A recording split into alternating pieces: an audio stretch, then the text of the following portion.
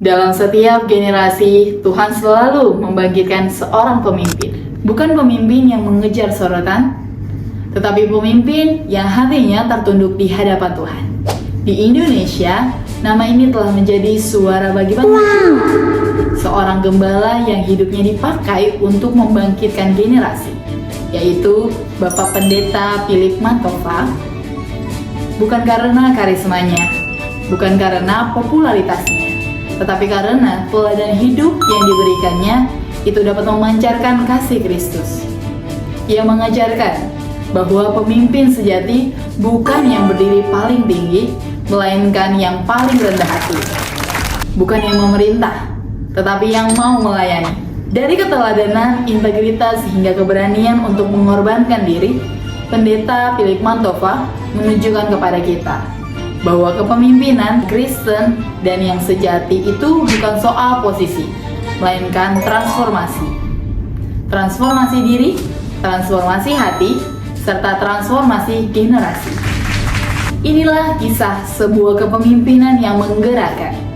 Kepemimpinan yang lahir dari ketaatan, kepemimpinan yang tak hanya jago dalam berbicara, tetapi dapat mengubah hidup yang menghasilkan karakter Kristus.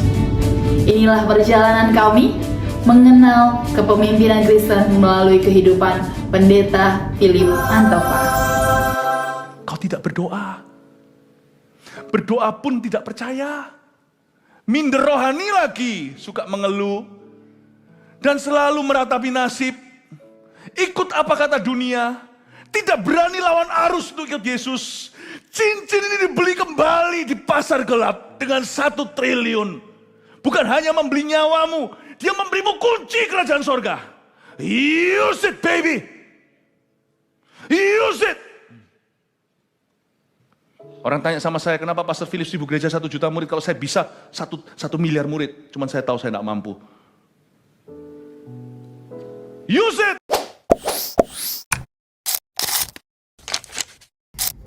Dalam setiap keadaan, Tuhan membangkitkan pemimpin-pemimpin rohani yang dipakai Tuhan untuk menuntun umatnya. Di Indonesia, salah satu tokoh yang dapat menginspirasi atau banyak memberi perubahan bagi generasi muda Kristen saat ini, yaitu Pendeta Philip Mantova sebagai gembala dari Gereja Mawar Saron, Surabaya.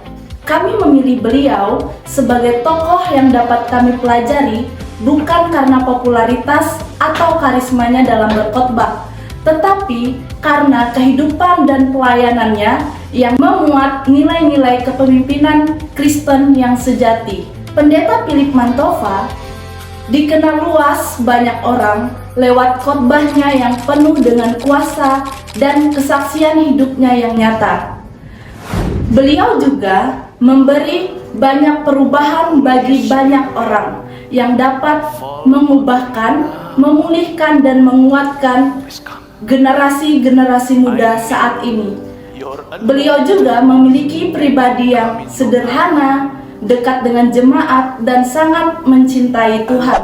Kami melihat bahwa kehidupan beliau sudah menjadi tokoh yang nyata atau sudah menjadi teladan bagi kita sebagai pemimpin rohani dan membawa perubahan bagi banyak orang.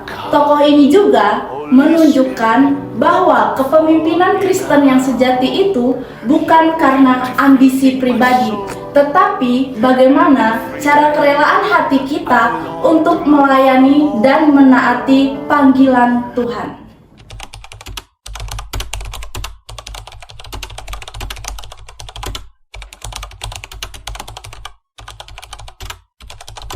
Pendeta Philip Mantova adalah seorang hamba Tuhan yang dikenal sebagai pengalaman rohani yang mendalam. Sejak muda, beliau mengalami perjumpaan pribadi dengan Tuhan yang mengubah seluruh arah hidupnya. Dari seorang pemuda biasa, ia dipanggil untuk menjadi pembawa pesan Tuhan bagi generasi. Dalam setiap pelayanan dan khotbahnya, beliau menekankan pentingnya pertobatan sejati, kemurnian hidup, dan kasih kepada Tuhan yang tulus. Ia percaya bahwa pelayanan sejati tidak lahir dari kekuatan manusia saja, tetapi dari hubungan yang intim dengan Tuhan. Sebagai seorang gembala, beliau dikenal dekat dengan jemaat dan memiliki hati yang terbeban bagi jiwa-jiwa.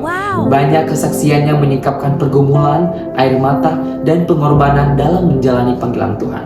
Dari situ, kita bisa memahami bahwa kepemimpinan beliau bukan dibangun dari ambisi, melainkan dari ketaatan dan kesetiaan kepada Tuhan. Pemahaman ini menolong kita melihat bahwa pemimpin rohani bukan hanya pandai berbicara di depan mimbar, tetapi juga berani hidup dalam kebenaran dan menjadi teladan dalam keseharian.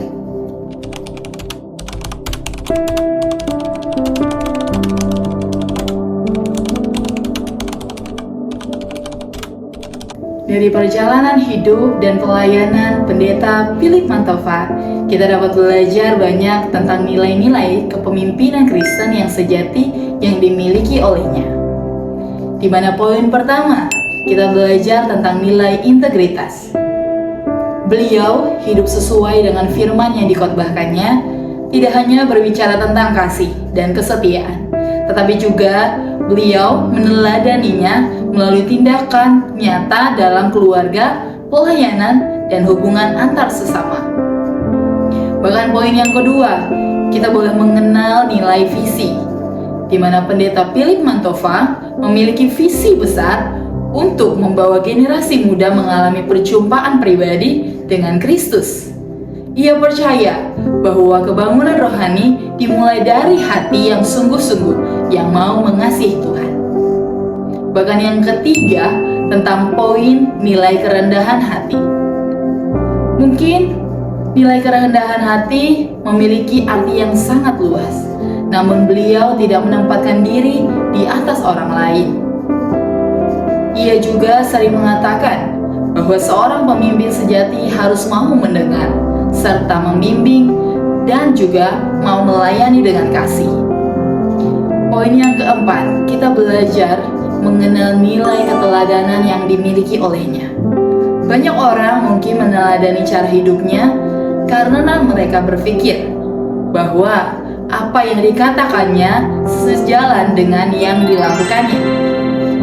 Hingga nilai-nilai inilah yang menjadi dasar kepemimpinan Kristen sejati, di mana kelompok kami mengenal Pendeta Philip Mantova, hidup dalam kebenaran, memiliki visi dari Tuhan, melayani dengan rendah hati, dan menjadi teladan di dalam kasih. Melalui kehidupan dan kepemimpinan Pendeta Philip Mantova, kita dapat melihat bahwa kepemimpinan Kristen yang sejati itu tidak dilihat hanya dari kekuasaan, jabatan, atau popularitasnya. Namun, kepemimpinan Kristen yang sejati itu dilihat dari perubahan hidup yang diubahkan oleh Tuhan, di mana setiap kehidupannya itu dilakukannya sesuai dengan kehendak Allah Bapa di surga. Dia tidak hanya menyampaikan firman dengan kata-kata, namun disertai dengan perbuatannya. Mari kita sebagai generasi muda dipanggil Tuhan untuk menjadi pemimpin-pemimpin Kristen yang sejati yang tidak hanya membicarakan iman, namun kita itu menjadi pelaku iman tersebut.